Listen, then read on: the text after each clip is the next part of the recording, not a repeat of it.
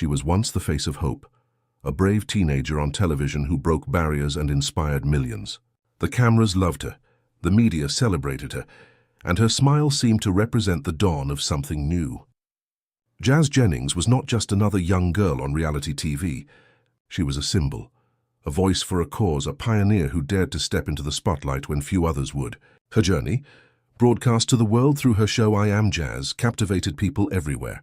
She spoke openly about being transgender from a young age, educating the public, answering questions and exuding confidence that seemed far beyond her years.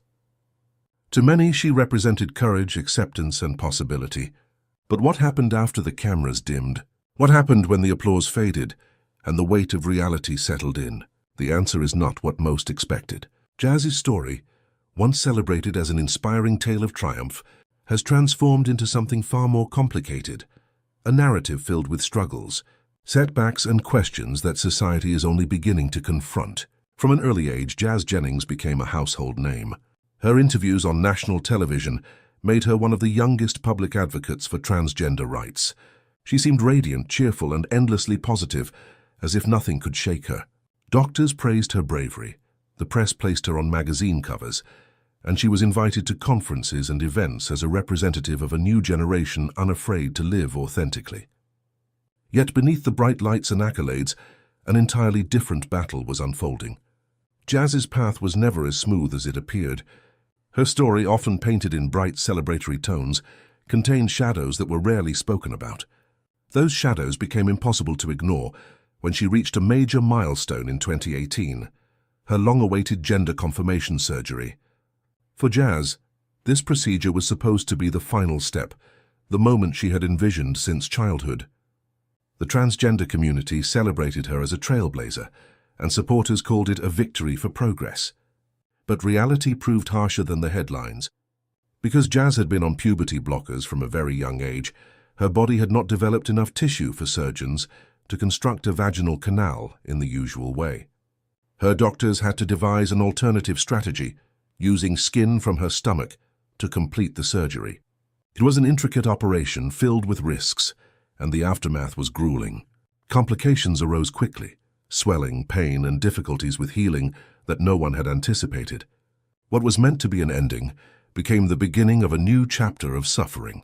Multiple surgeries followed, each one attempting to repair the complications from the last. Each time Jazz's body weakened, and each time her spirit seemed to dim. Instead of triumph, she found herself locked in a cycle of procedures, recoveries, and setbacks. The emotional toll was immense. On television, Jazz had always been presented as vibrant and confident.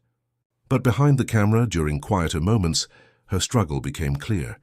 She admitted to feeling different, numb, and at times empty. Something inside her had shifted, and no amount of smiles for the cameras could hide it anymore. Her once boundless optimism was replaced with exhaustion. She confessed to feelings of depression and anxiety, feelings that grew heavier with every operation and every reminder that life was not unfolding the way she had imagined. Fame had placed her in a role that was both empowering and suffocating. She was not only expected to live her truth, but to embody it flawlessly, to carry the expectations of a movement without showing weakness. That pressure became too much to bear. As she tried to recover, food became her escape.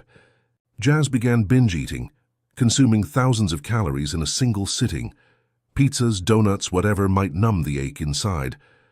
She admitted that it wasn't hunger driving her, but pain. The more she ate, the worse she felt, yet she could not stop. Her weight climbed by more than 100 pounds, changing her appearance drastically and adding another layer of difficulty to her already heavy burden. Her once radiant energy gave way to quiet fatigue. Even simple daily tasks like brushing her teeth or attending therapy sessions felt overwhelming. The girl who had once inspired millions now struggled to find the strength to get out of bed. Her mother, Jeanette, tried desperately to support her, but even the strongest love could not always reach the depths of Jazz's despair. One emotional scene captured this raw reality. Jeanette, her voice breaking, begged her daughter to fight for herself again, while Jazz sat silent, consumed by pain she could not put into words. It was a striking contrast to the bold, confident teenager audiences had admired for years. Meanwhile, the public was beginning to notice. Jazz, who once shared her life openly online and appeared frequently at events, began withdrawing. Her social media presence declined. Her public appearances grew rare, and when she did re-emerge, people saw a very different young woman. Her face was softer, her body heavier, her voice quieter. There was a sadness in her eyes that no amount of editing or media polish could conceal. The flawless image that had once inspired admiration now revealed cracks, and those cracks told a story that no one had prepared for. For the first time, people were forced to confront not just the triumphs of early transition, but the complications and consequences as well. Then came another pivotal moment: her acceptance into Harvard University, a dream many strive for. Yet instead of diving straight into this new chapter, Jazz announced she would postpone her enrollment. She needed time to heal, she said. For the world, this was shocking. Jazz had always been portrayed as unstoppable, someone who pushed forward no matter the odds. Now, for the first time, she admitted that she wasn't doing well. The myth of invincibility shattered, and in its place emerged a more complicated truth: that transition did not fix everything, that fame could not shield her from inner struggles, and that even the bravest pioneers are still human, still vulnerable, still searching for peace. As the years passed, Jazz's story began to shift from a narrative of hope to one of caution. Her experiences raised difficult questions that few had dared to voice before. Was she too young to make decisions with such permanent consequences? Did the doctors and adults in her life prioritize her well-being, or were they too eager to showcase a success story? Was the media more interested in a symbol than in a child?